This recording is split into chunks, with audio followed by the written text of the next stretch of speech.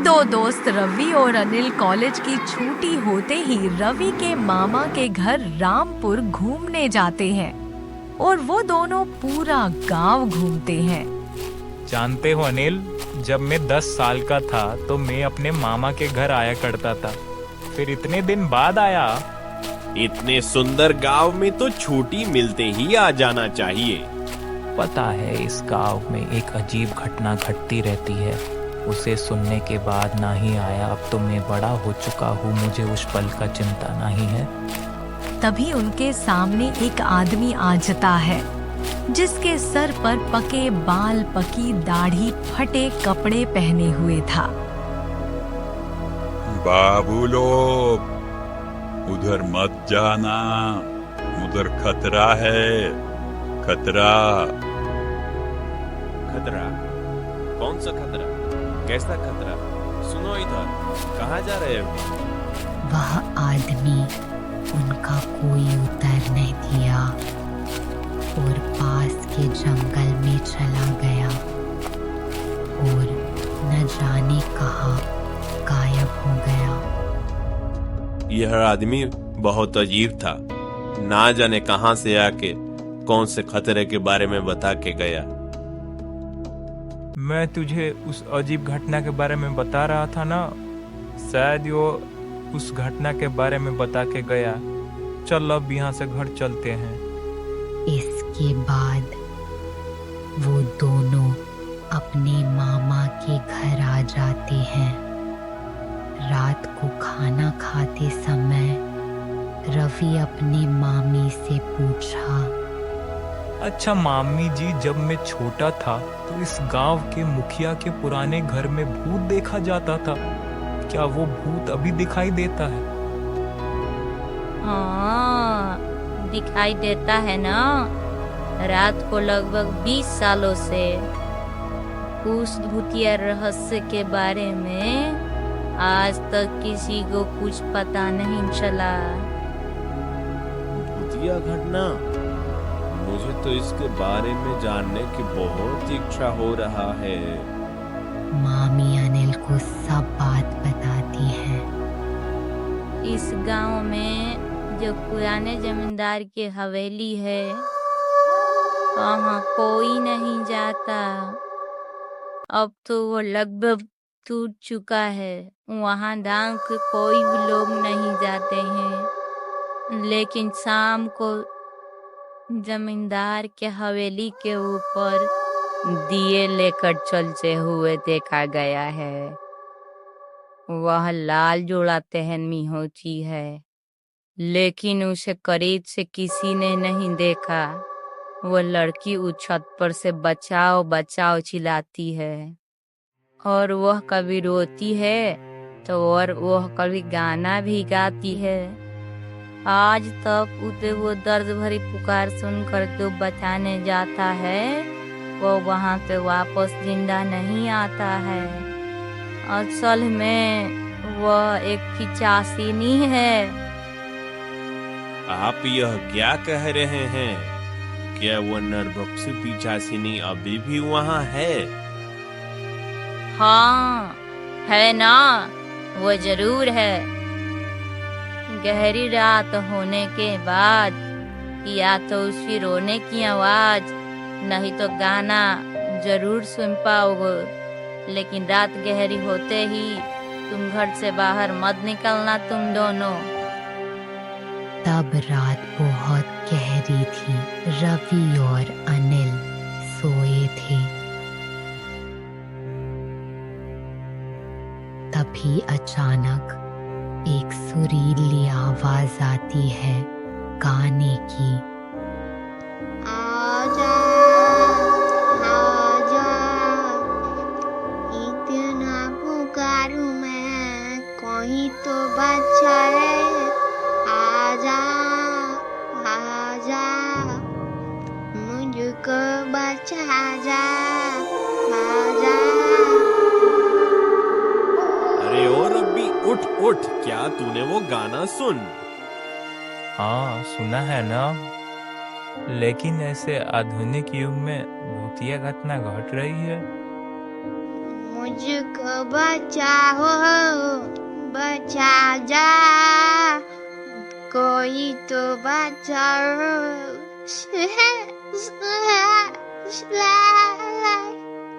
कल हम दोनों उस मुखिया के हवेली में चले गए। वो सब ठीक है, लेकिन कल दिन के उजाले में हम चलेंगे। अभी तुम सो जाओ।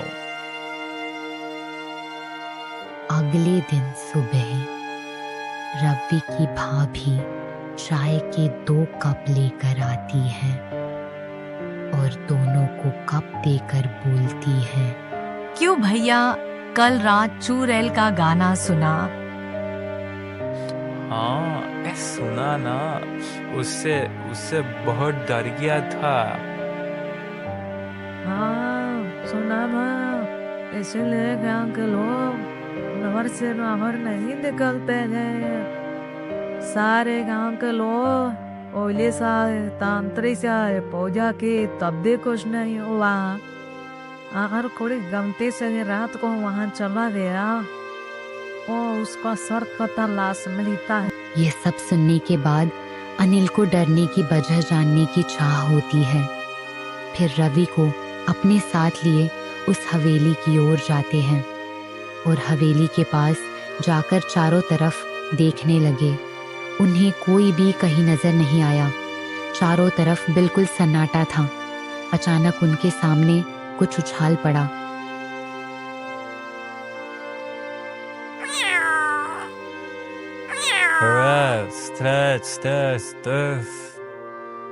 अरे काली बिल्ली, अरे बाप रे, मैं भी डर गया था। चल यहाँ से चलते हैं। यह जगह ठीक नहीं लग रहा है। चल अंदर चलकर देखते हैं, दिन के उजाले में कुछ नहीं होगा। फिर वो दोनों हवेली के अंदर गए। दोनों ने देखा कि पूरी हवेली चारों तरफ खाली थी और चारों तरफ टूटे हुए सामान था। अरे यहाँ तो कोई नहीं है, फिर रात में गाना कौन गाती है? मुझे यह जानने की कोई शौक नहीं, तू यहाँ से चल। इसके बाद अनिल और रवि वहां से आ जाते हैं। फिर दोपहर को वो नदी किनारे जाते हैं। नदी से घर आकर वो दोनों भाभी के हाथ के बना खाना खाकर अनिल और रवि आराम से सो गए। अनिल जब नींद से जागा तो वह हवेली की ओर चल देता है।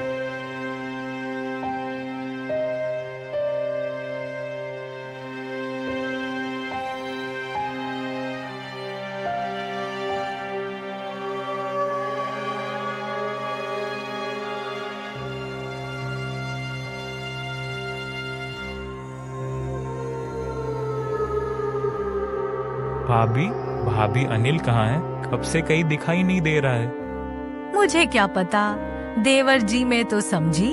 अब दोनों उसी कमरे में सोए हैं। भाभी की मुंह से ऐसी बात सुनकर रवि घबरा गया।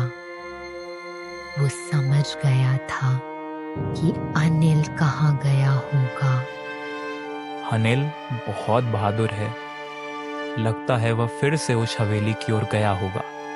रवि जितना जल्दी हो सका वो गया। तब शाम हो चुकी थी। तब चारों तरफ सन्नाटा। दूर कहीं से एक कबूतर और चिड़िया की आवाज आ रही थी, लेकिन अनिल कहीं दिखाई नहीं दे रहा था। तब रवि ने सोचा, लगता है अनिल नदी की ओर गया होगा, फालतू यहाँ खोजने आया। फिर रवि अनिल को खोजने नदी की को चल देता है। ये क्या, अनिल यहाँ भी नहीं है? कहाँ जा सकता है? कहाँ गया अनिल? अनिल अनिल दोस्त अनिल, कहाँ हो तुम? मुझे बहुत डर लग रहा है। कहाँ है तू? लौटता। फिर रवि अनिल को पूरा गांव में पागलों की तरह खोजता रहा। आधी रात तक खोजने के बाद भी उस रात अनिल का आता पता नहीं चला। तुम इतना चिंता मत करो रवि, तुम्हारे भैया पुलिस खोज रहे हैं, अनिल जरूर मिल जाएगा। बाप रे, अनिल को गुम हुए 3 दिन हो गए, अभी तक उसका कोई अता पता नहीं है। गांव लौट कर उसके माता पिता को क्या मूर्ति कहूँगा। तुम जरा शांत होकर रवि, मैं तुम्हारे लिए पन्नी लेकर आती हूँ। फिर भाभी कमरे से बाहर निकलती है तो रवि भी कमरे से बाहर निकल जाता है। इसके कुछ देर बाद बहू, अनिल कहाँ है? कब से उसे देखा नहीं। मुझे पता नहीं दादी, पर अनिल को लेकर बहुत चिंता कर रहा है। हो सकता है वो अनिल को खोजने गया है। उधर रवि फिर से उस हवेली की ओर गया। वहां पहुंचकर वो हवेली की ओर ध्यान से देखता है। कुछ देर बाद किसी की आने की आवाज आती है। तभी रवि पेड़ के पीछे छिप जाता है। वो देखता है, अरे वो कौन है? वो तो उस दिन का आदमी है जो मुझे और अनिल को इधर आने से मना कर रहा था। रवि देखा कि वो आदमी उस हवेली के अंदर चला जाता है और वहां से गायब हो गया। काफी देर तक वो आदमी हवेली से बाहर नहीं आता है। तब रवि को मन ही मन शक होने लगा। वो वहां रहने का फैसला किया। फिर शाम हो जाता है। फिर हवेली की तरफ से आवाज आता है, अरे अरे, वो कौन है? वो तो वो औरत है, दीपक लेके सीढ़ी की ओर जा रही है। क्या मैं उसका पीछा करूं? नहीं नहीं, यहीं पर खड़ा रहता हूँ मैं। वो औरत धीरे धीरे दीपक लेकर छत के ऊपर जा रही थी। थोड़ी देर बाद रवि सोचता है और बोलत है, नहीं नहीं, ये तो भूत हो ही नहीं सकता। क्या भूत ऐसा कर सकता है? उधर शाम हो जाने पर भी रवि के घर नहीं जाने पर उसकी दादी जी, मैं तुम लोगों की बात नहीं मानूंगी। यह सब मेरी वजह से हुआ है। नरभक्षी पिचासने की घटना उन्हें सुनाई थी, इसलिए यह सब हो रही है।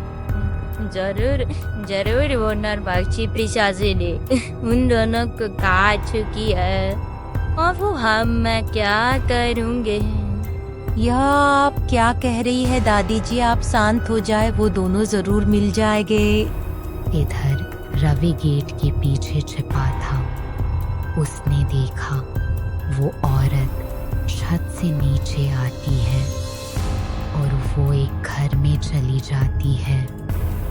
रवि कुछ देर तक वहीं खड़ा रहा। वो अचानक से देखा वो जहाँ छिपा है। फिर जो उसने देखा, एक आदमी एक तेज तलवार लिए छत से नीचे आता है और वो भी उसी घर में चल जाता है और रवि डांग रह जाता है। बाप रे, मैं किस्मत वाला हूँ जो मैंने उस औरत का पीछा नहीं किया, नहीं तो वह मुझे भी मार देते। रवि कुछ देर बाद वहीं खड़ा रहता है। फिर वो भी उस कमरे की ओर चल देता है। बाप रे, यहाँ कितना अंधेरा है, कुछ दिखाई नहीं दे रहा है। रवि अंदर जाकर देखता है कि वह लड़की किसी से बात कर रही थी। मुखिया जी, मैं आपके पैर पड़ती हूँ, यह सब बंद कीजिए। चोरी डकैती सब कुछ कर रहे हो, उसके साथ इस तरह मासूमों की जान लेना यह पाप हो रहा है। यह पाप बंद कीजिए, मैं आपसे विनती करती हूँ। चुप चुप, तू आजकल बहुत बोल रही है। यह शहर का छोकरा हमारे बारे में सब कुछ जान गया है। इसे हम नहीं छोड़ सकते हैं इस काली रात को। इसकी बलि देंगे कालियां। उधर का क्या हाल है? मुखिया जी, इस छोरे के दोस्त पर भी कड़ी नजर रखी है। वो फिलहाल उसके मामा के घर पर है, लेकिन पुलिस इस छोकरे का बहुत तलाश कर रहा है। जितना खोजते हैं खोजने दो। आज तक मुखिया को कोई पकड़ नहीं सका। तुम बस चारों तरफ नजर रखना। मुखिया अपने साथियों के साथ गुफा के अंदर ही अंदर किसी दूसरे रास्ते से चले जाते हैं। उसके बाद वो औरत एक कोने में जाकर बोलती है, देखो तो किस तरह का खतरा मोड़ लिया। अब तुम्हें अपनी जान भी गंवानी पड़ेगी। तुम यहाँ आए ही क्यों? सब लोग के जाने के बाद वो औरत और अनिल रह गए थे। तभी रवि तब उनके सामने आया। वहीं रुक जाओ, नहीं तो मारे जाओगे। कौन मारेगा दीदी? आप तो मेरी माँ जैसी हो, आप हमें मार नहीं सकते। आपके अलावा कोई है भी नहीं। माँ, तुमने मुझे माँ कहकर पुकार। मुझे जब एक बार माँ कहकर पुकार तो माँ का फर्ज होता है अपनी संतानों की रक्षा करना। लेकिन वो लोग तो कभी भी यहाँ आ सकते हैं। तो आप ही बताएं, हम किसे जाए? बिना देर किया वो दोनों को अपने पीछे पीछे ले जाती है और वो उन लोगों को नदी किनारे ले जाती है। दोनों नदी के रास्ते चले जाते हैं। तब उस औरत का क्या होता है, हम जानेंगे अगली स्टोरी में।